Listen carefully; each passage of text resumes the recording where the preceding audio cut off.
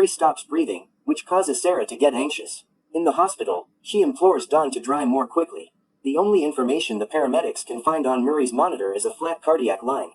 20 years prior, Sarah and her sister Amy are seated at their parents' table for dinner. The atmosphere at the table shifts when Sarah's father reveals his controlling side by forbidding her from attending a party and demonstrating his control over the family. Later, her room is found to be empty by her parents, and her father describes her as a problem. Chris and Sarah enjoy dancing, and later he sings Sarah a song that he made just for her. Sarah returns home early in the day. All night, Dawn has been watching for her. Sarah discusses her aspirations to go all across the country with her mother and sister. After hearing the talk, her father enters the basement and discloses that a hidden room is located behind a bookshelf. The fact that her father has been spending more time in the basement, his man cave, is disclosed in a chat Sarah has with her mother. Dawn convinces Sarah into going down there while she helps him lift a box. She yells and panics while crying for help after he locks her in the room. She can't be heard, though, because the shelter is soundproof. The fourth day, her father pays her a visit and describes the details of her confinement. Dawn is taking advantage of Sarah before he departs. A police officer informs the family that she has probably already left for her lengthy planned journey across the country. As the days pass, Chris visits the house. Dawn deceives him by telling him that Sarah ran away with her childhood friend Steve after graduating. On her 18th birthday, her father surprises her with a cake and a red nightgown as a gift. Alone and afraid, Sarah remembers her night spent with Chris. He can explain to her that she must provide something for him in order for him to provide something for her. After almost a year in captivity, it is discovered that she is pregnant, and her water bursts. Marie is a girl who is born to her. After 4 years, Sarah is expecting once more. Sarah's whereabouts continue to worry me. Dawn adamantly refuses Irene's request to employ a private detective. After that, Sarah has another child, a Michael the infant. Chris returns to the residence to inquire about Sarah.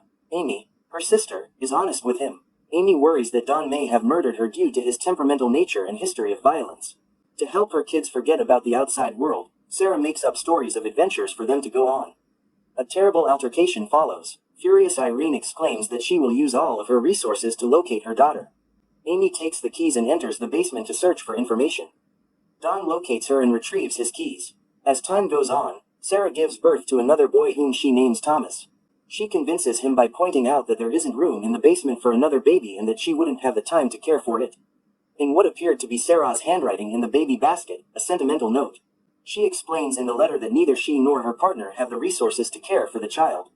As the years in captivity pass, the kids' remarkable imaginations grow to include more of their mother's bedtime narrative. Marie has developed into a stunning young woman who, one evening, experiments with makeup. Dawn is pleaded with by Sarah to leave her daughter alone. She wants to avoid being attacked. Marie, who is struggling for breath, reveals her worries about never meeting anyone. We understand that Marie is unaware that Dawn is both her father and grandfather. Irene talks to Thomas about how much she misses her daughter and how wonderful Sarah is. Sarah ascends to find a soggy roof. She emerges from the water using a spoon and flashes a distress signal. Dawn defeated Sarah, who was once more pregnant. As she stops in anguish from the beating, she loses her baby. When Maria and Michael inquired as to when they would be escorted outside, Dawn is to fault for Sarah's misbehavior, pushed by her kids' never-ending inquiries about their lives.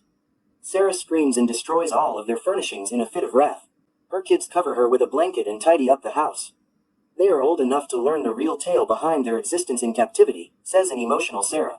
Sick of all the lies she tells children, starting with the claim that their favorite bedtime story was inspired by her life.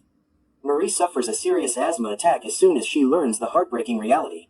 They are comforted by Sarah, who tells them of her love and the fact that Dawn is the only one to blame. Food is being rationed in the basement. Dawn is experiencing issues at work. Dawn tries to suffocate the family in the basement since he is facing foreclosure. In the garage, Thomas interrupts him and unintentionally saves their lives. Maria is unwell and having trouble breathing. Murray cannot go to the hospital without Dawn's help. Michelle is abandoned. We are now at the beginning of the movie, when Maurice is being brought to the hospital, after 20 years of captivity. Sarah carefully glances around the hospital, trying to find a way out, but she seems worn out and bewildered, just before morning arrives for her. Sarah tells the nurse that she needs assistance. The police detained Irene and Thomas are saddened when they later, on a lovely summer day, find Michael gasping for oxygen as they carry him out of the cellar. Sarah tells Marie that they are safe and free. While Sarah, Irene, and an Amy keep watch over them from the porch of the home, Murray, Thomas, and Michael are playing in the countryside. That's all, guys. Hey, if you enjoyed this video, make sure you subscribe the channel. Hit the subscribe button, leave me a comment,